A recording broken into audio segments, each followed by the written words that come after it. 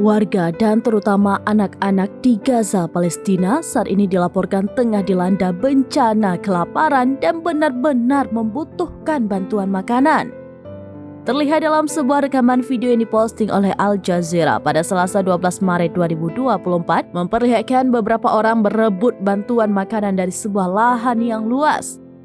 Dari video itu juga menunjukkan anak-anak Palestina mengumpulkan makanan yang tumpah dari tanah setelah bantuan turun di Gaza Utara. Bagi warga Palestina di Gaza, Ramadan 2024 akan dijalani dengan penuh kepiluan. Serangan dan bombardir Israel di wilayah tersebut membuat kemeriahan dan kebahagiaan bulan suci Ramadan di Gaza semakin menghilang.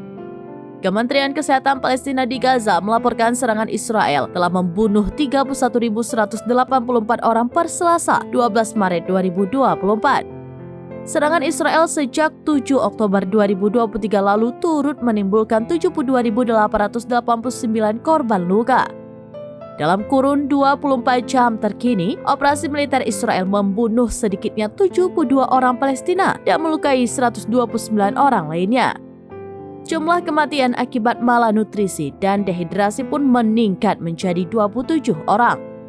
Sebagian besar korban serangan Israel adalah anak-anak dan perempuan. Lebih dari 12.300 anak-anak dan 8.400 perempuan meninggal sejak Israel menyerang Gaza. Download Tribun X sekarang, menghadirkan lokal menjadi Indonesia.